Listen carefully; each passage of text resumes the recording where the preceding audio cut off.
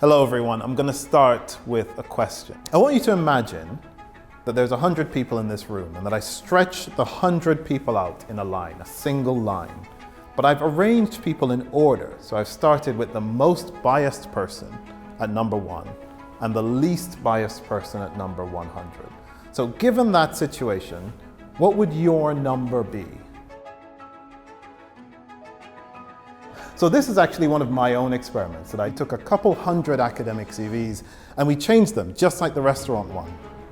Exactly the same qualifications, exactly the same people, but we swapped the names around to make it look like it was either a white man's CV, a white woman's CV, a black man's CV, or a black woman's CV.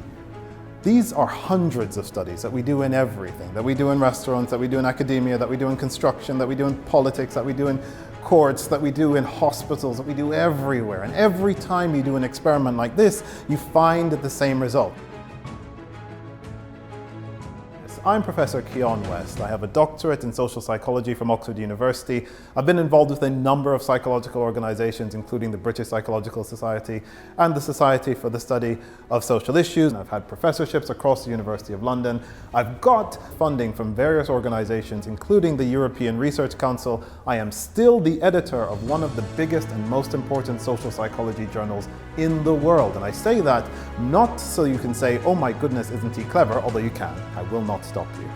But I say that so that you understand everything I tell you from now on is based on science. There will be citations at the bottom of each slide. If you don't believe me, go home and read them. Look them up. Find them. Science isn't about faith. I don't want you to take my word. I want you to look it up, and that's important. But I'm not just a scientist. I do appear sometimes on radio and television. I talk about stuff like racism and sexism because I think these things are important, and more than that, because I think we can understand these things and we can communicate about them in a way that's not divisive, in a way that does give people answers, and in a way that's scientifically grounded. Could you all handle that? Just about. Oh, okay. Ooh, if you could just about handle it, then you really need to shake your elbows out because we're going to get more exciting.